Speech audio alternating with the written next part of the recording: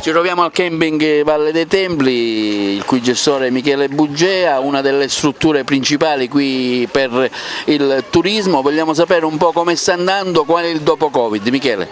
Stiamo aspettando che qualcosa si muova, perché purtroppo abbiamo avuto tantissime cancellazioni da tutta Europa, non ci sono più persone che arrivano anche dall'America, non ci sono persone che arrivano dai paesi dell'est, zero totale, non ci sono più olandesi in giro, dunque stiamo puntando sugli italiani nella speranza che si muova qualcosa e arrivi qualcosa tra luglio e agosto e speriamo anche settembre. Poi con la vostra associazione vi siete mossi, ma diciamo tutto è stato inutile, è stato vano, siete stati nelle varie fiere, però giustamente i 3 mesi di isolamento si stanno pagando. Sì, esatto, noi siamo stati presenti nel 2019 per promuovere il 2020, promuovere anche Agrigento 2020 in tutte le fiere d'Europa con un'associazione, la Sicily Camping Tour, l'abbiamo fatto, abbiamo lavorato bene, i risultati già c'erano, ma purtroppo si è vanificato tutto a gennaio. Voi fate un turismo plein air, chiaramente un turismo un po' particolare, pensi che così come si dice dopo la seconda quindicina di luglio possa riprendere un po', magari protrarsi verso settembre?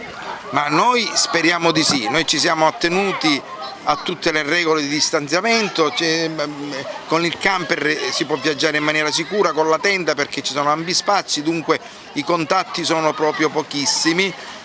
Se le persone arriveranno staranno bene, se arriveranno, perché ormai dobbiamo solo sperare. Ecco, voi cosa offrite qui nella vostra struttura? Noi abbiamo degli spazi come la piscina, il bar, abbiamo dei bungalow, tantissimi prati e dunque le persone potranno stare benissimo. Vi aspettavate un aiuto più sostanzioso anche da parte del Comune della Regione Siciliana?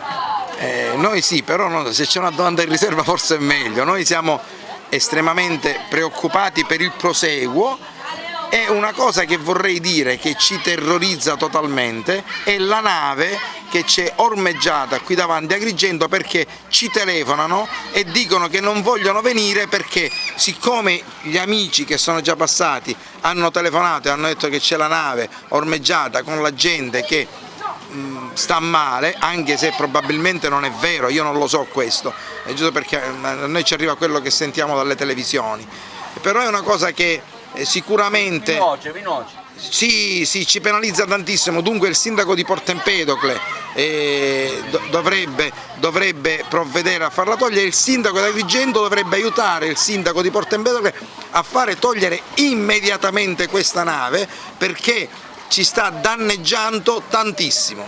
Ecco, questa è un'istanza, un appello che arriva anche da altri operatori del settore, un appello che bisogna fare perché chiaramente si vede Porto Empedocle, si vede Agrigento, la nave viene subito ricondotta ai nostri luoghi e quindi danneggia il turismo.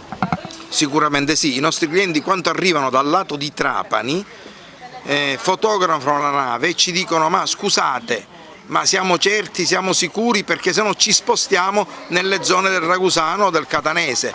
Questo è il risultato che porta questa nave.